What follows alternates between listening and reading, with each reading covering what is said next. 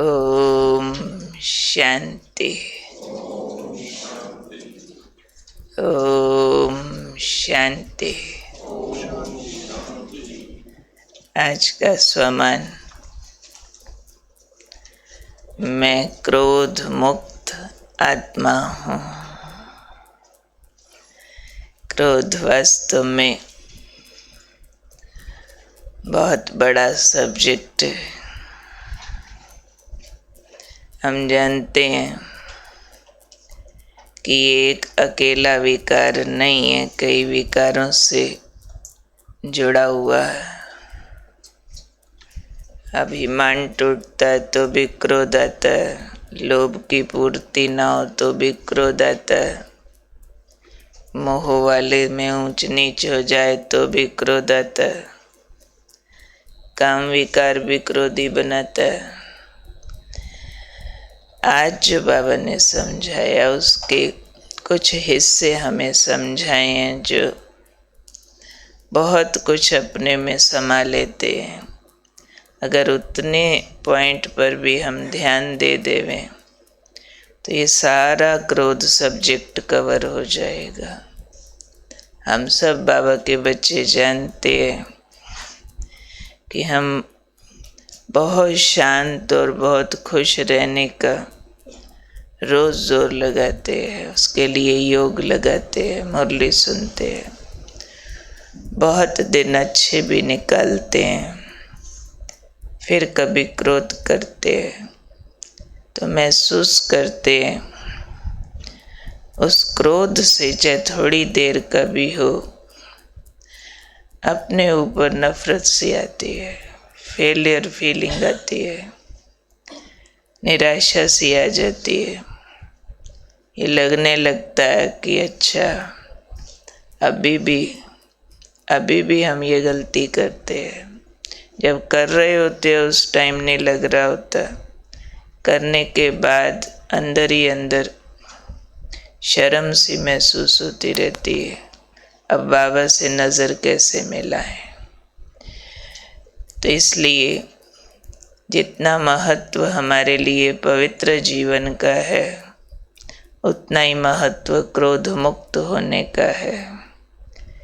पीछे जब अव्यक्त बाप दादा की सीज़न में शायद लास्ट मुरली थी जो क्रोध मुक्त पर थी, बहुत अटेंशन सबने दिया था। ये भी अव्यक्त मुरली कई पॉइंट्स से वरदान निकलता। आज इस पर भी हम बहुत अच्छी तरह काम करेंगे। आज बाबा ने जो हमें समझाया, क्रोध के 3 कारण समझाए। एक स्वार्थ, दूसरा ईर्ष्या, तीसरा चिड़चिड़ापन। ये क्रोध को जन्म देते हैं। और स्वार्थ में बताया इच्छा, जब हम किसी विचार को इच्छा बना देते हैं और मन उससे चिपक जाता है कि जैसा मैंने कहा वैसा होना चाहिए, तो ये इच्छा स्वार्थ का रूप है जो फिर ईर्ष्या और घृणा में बदल जाती है। फिर उससे चिड़चिड़ापन और क्रोध पैदा होता है।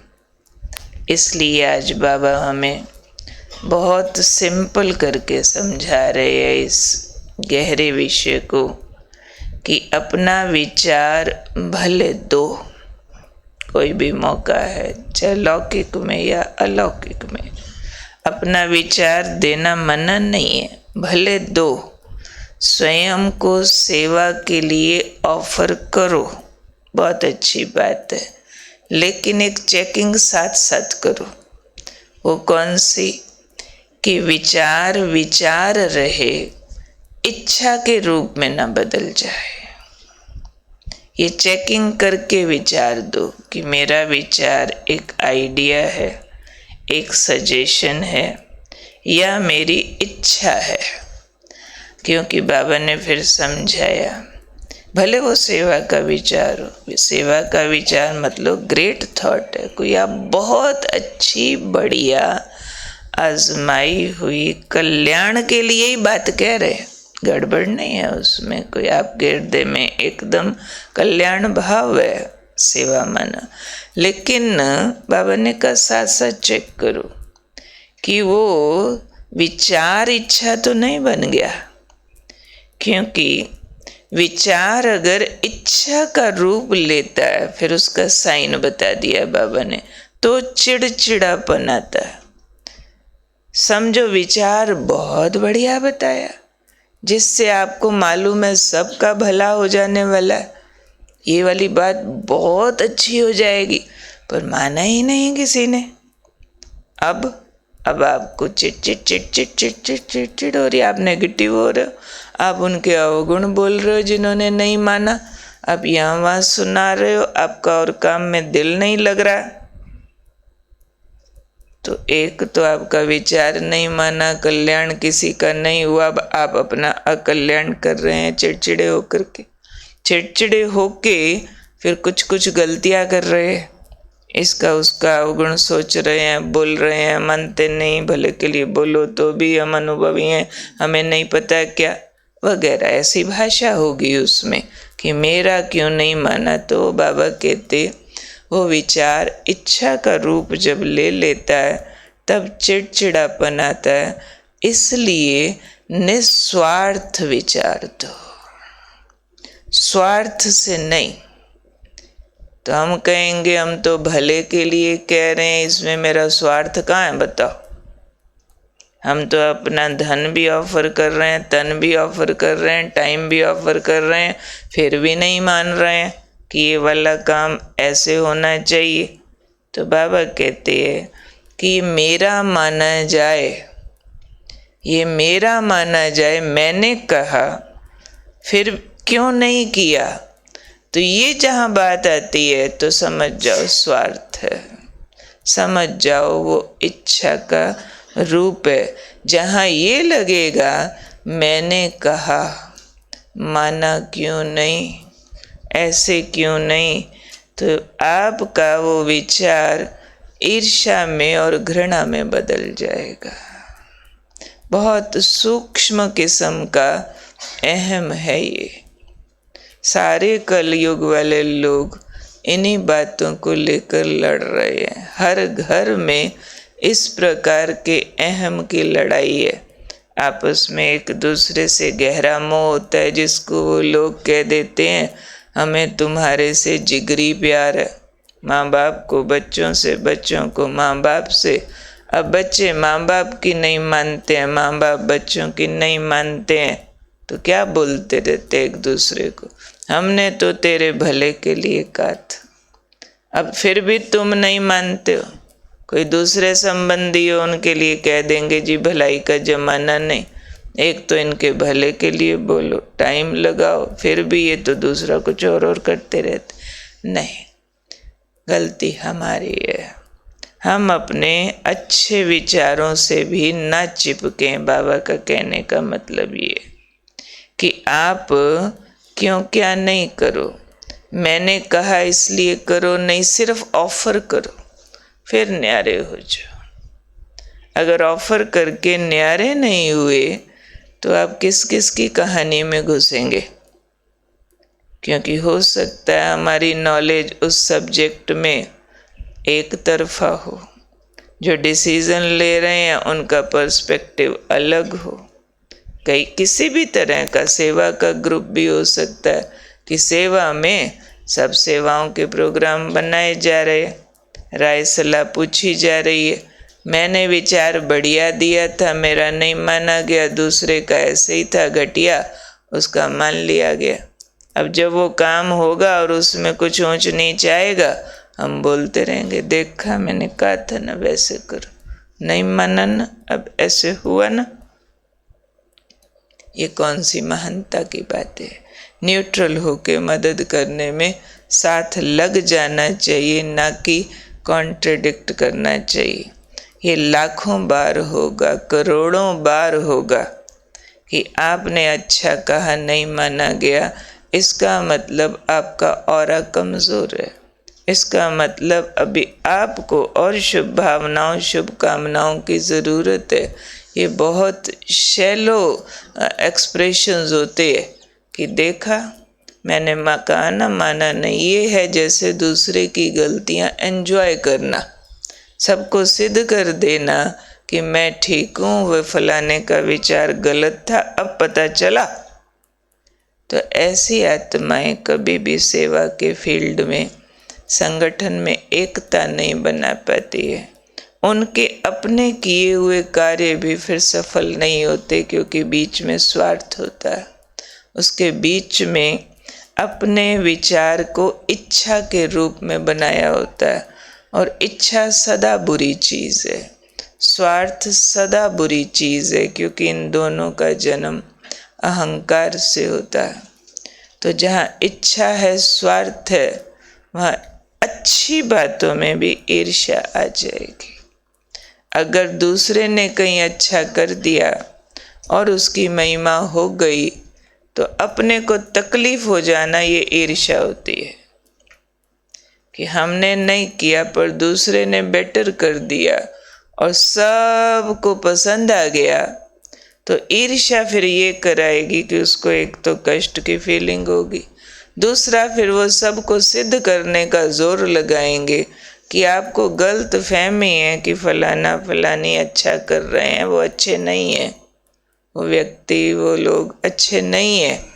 ये ईर्ष्या की भाषा है जो एकदम पापात्मा बना देती है। बार बार पुण्य के अगेंस्ट जाने लगते, क्योंकि अपने विचार अच्छे होने के बावजूद भी हमें सरेंडर करने चाहिए, हमें उससे चिपकना नहीं चाहिए। बहुत कुछ अच्छा होने के बावजूद भी सब कुछ अच्छा माना नहीं जा सकता है। सब कुछ अच्छा हर एक को अच्छा लगे, मेरे वाला अच्छा, वो वैरायटी है। मुझे दूसरों का अच्छा लगना चाहिए, ये है रियल तप। दूसरे की महिमा अच्छी लगे, दूसरे की गलतियों में अगर समझो दूसरे का विचार मेरे विचार की क्वालिटी से कम था, गलतियां हो रही हैं। जैसे अपना बच्चा गलती करता है तो हम ढकते हैं, उसको ढका जाए, उसकी महिमा हो इसलिए मदद किया जाए, उनके लिए शुभ भावना शुभ कामना रख दी जाए। अपने मन में अलग टीम न बनाई जाए कि ये मैं ठीक वो गलत, नहीं, टीम बन जाओ।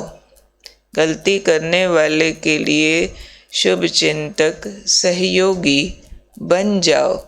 तो आज हम मानेंगे तो कल हमारा माना जाएगा। बहुत समझदार, बहुत अनुभवी होने के बावजूद भी अपनी बुद्धि को सरेंडर करना, अपनी विशेषताओं को सरेंडर करना, जिस बात में मम्मा नंबर 1 गई, अत्यधिक बुद्धिमान होते हुए भी बाबा के आगे बुद्धि का कभी शो नहीं किया, सरेंडर कर दिया। हाँ, बाबा की हर बात पर आंख मीच के एक ही बात बोलती थी, जी बाबा। ज्ञान की देवी सरस्वती, सिर्फ एक ही बात, जी बाबा। कोई अगर ऊपर से बोलने भी आ जाता, मम्मा ये बात ऐसे कैसे, नहीं, जब बाबा ने कह दिया है तो ऐसे ही है, उसके आगे नहीं। तो जहाँ टीम डिसाइड कर दे किसी बात को, तो केवल उसमें सहयोगी होना चाहिए।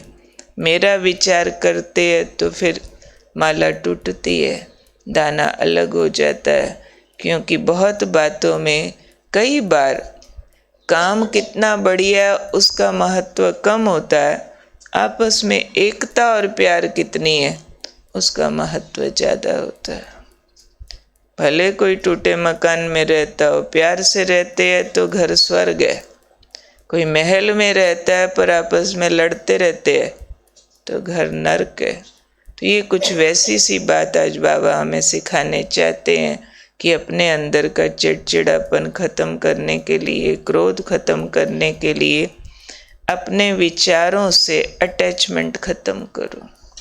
अपने विचारों को इच्छा के रूप में न बदलो, सरेंडर कर दो, नहीं तो विचार स्वार्थ बन जाएगा, स्वार्थ ईर्ष्या बन जाएगी, ईर्ष्या नफरत पैदा करेगी और चिड़चिड़ापन और क्रोध का जन्म होगा। ठीक है। सिंपल कर दिया ना बाबा ने, आज बात को बहुत सिंपल करके समझाया, तो उसको हम जल्दी समझ करके इसके रिज़ल्ट ले सकते हैं कि अब बाबा को मैंने रिज़ल्ट देना है कि मैंने क्रोध मुक्त होके दिखाना। किस किस को बाबा का सुन के अंदर से जोश आ रहा कि मैंने करके दिखाना है, बाबा को मैंने करके दिखाना है। क्रोध मुक्त, एकदम शांत, ठंडे ठार, हर बात अच्छी लगती, हर बात में खुश, हर बात में सहयोगी, प्रेमी, साथी, सबका सब कुछ अच्छा लग रहा है। तब सबका सब कुछ अच्छा लगता है जब अपने विचारों से अटैचमेंट वो ढीली होती है। जितनी ज़्यादा होती है उतना जीवन टफ हो जाता है और संगठन में मददगार नहीं बन पाते हैं। ऐसे लोग फिर कटने लगते संगठन से, या संगठन सोचता है ये ना ही हो तो अच्छा बहुत है, पर दुखी बहुत होते हैं, तो दूसरों को भी लगता है शांत रहे, सुखी रहे, भले। बात क्लियर हुई ना? दुखी होना नहीं है कोई बात में, वही है क्रोध से बच जाएंगे।